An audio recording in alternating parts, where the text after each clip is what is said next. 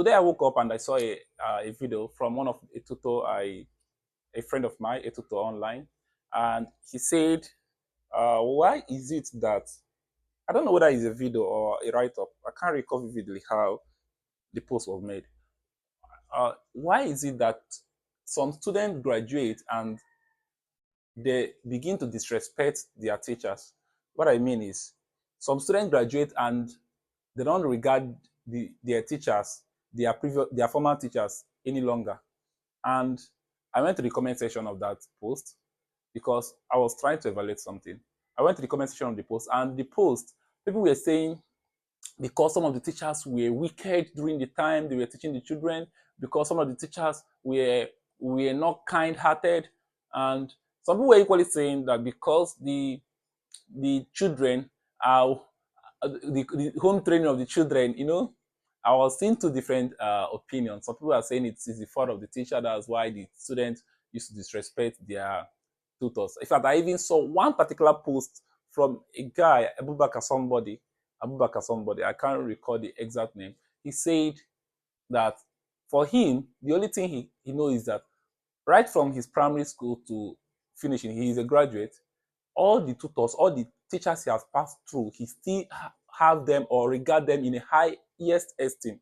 He respects them because they are the one that molded him. Now, come to it. Personally, my own experience, let me tell you my own personal experience. I've tutored, this should be the 10th year. Next year will be my 10th year of teaching. That's not small. So I've been teaching a very active classroom teaching. If it is part-time, then I started part-time 2015, but full-time teaching. Did I say 2015? No, that's not 2015.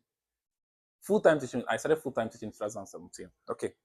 So 2027 will be my 10th year of teaching. So, but that's a lot of experience. 8 years in teaching is not a kid. I'm no longer a kid in teaching. So now I've taught students who are already when I mean graduates from finished secondary school, who have graduated from secondary school. I've taught students, I've taught primary, I've taught secondary.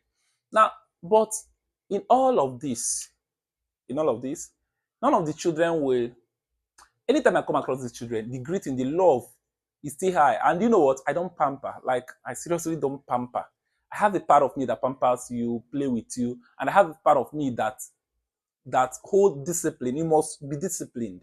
You must have morals. Like, I don't play with morals. Your conduct.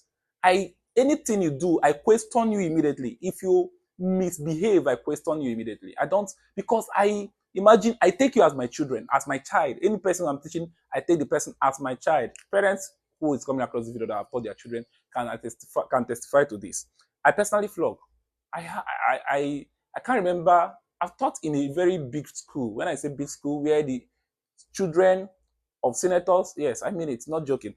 Children of doctors, children of big elite in the states, big elite. So flogging them sometimes is scary. House of Assembly, I can recall one occasion where I flogged a child of a House of Representative. The father is a honorable in House of Representative. So the child will tell my father, the way they raise these children. I will tell my father, you will do this until you will do this. Bro, at some point in my life, I wasn't afraid of any of this. The main thing is, if you do the wrong thing, I'll discipline you. Again, sometimes it's good for you to define your part that people, every other parent, even if that particular parent or that child who is threatening you, if the parent didn't know your stand, every other parent should know who you are.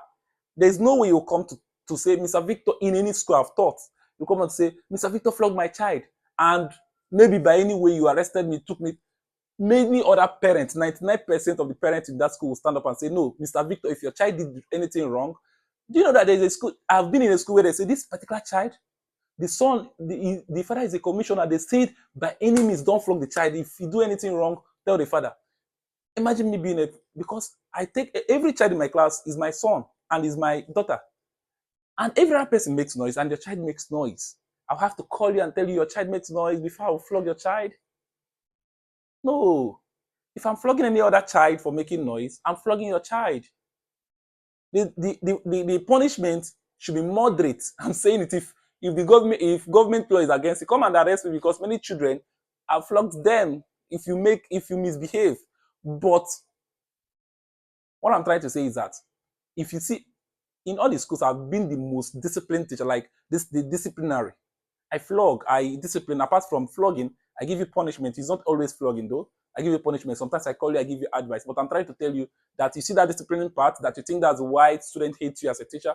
Not really, but you have to balance it. I've seen a teacher who doesn't flog. In fact, he claim sorry, I would say he's a flatterer, though somehow. But anytime, oh, beautiful faces and that, but the students still hate him. Yes, it happens. Bro, we are not after your accolade. I will even tell you, as a teacher, don't be after what you will gain.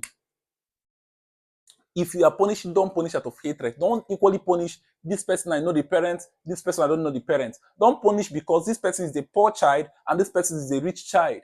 Don't punish because you want a favor from this person's parents and you don't. For God's sake, if you punish moderate, even those ones you think they are rich, they will imprison you for punishing, they will know the heart of your discipline. They will know where your discipline is coming from. If it is coming from partiality, if it is coming from sincerity, if it's coming from a place of correction. So that's how you define it. Till date, I won't say 100%, but 80%, which I'm sure of my students will always see me and be grateful. Always. I say I already have students. So whenever they see me, they come to greet me. There's a one. What's that her name? Oh God, I don't need to forget that name. Is it Kosi somebody? Yeah, Kosi. The name is Kosi. Kosi is if possibly, this is a public video, so possibly most of my students will be coming across this video. If I didn't mention your name, I have many students who love me so much, all of them. Now, Kosi is one of the students I thought she should be in SS2 or SS3 now. The last time I saw her, she told me. I can't recall vividly. I have many things running in my head. Kosi is one of the students I thought in 2018. I don't want to mention the name of the school, or should I mention the abbreviation of the name of the school? So to tailor it down to those who knows me very well, DLA, yeah, I taught her in DLA. So in the school, she was the head girl. I thought I made her the head girl. I've always taught the premises if I'm teaching in primary school, and she was brilliant. She worth everything she got. So now she's anytime she sees me, she comes to appreciate, to say thank you, Mr. Victor. Now I always ask her, how you coping? I hope you're the best in your school. I hope you have changed to schools as much as I can recall. And in previous school, I hope you're topping. I'm not saying that those that in the school shouldn't top. Like you pray for everybody, expect good for their own students, for their own children. So I hope you're topping. I hope you are the peak. Even for my children, if I see, I must ask you questions. Currently, if you are my student, if I see you know that I must ask you questions.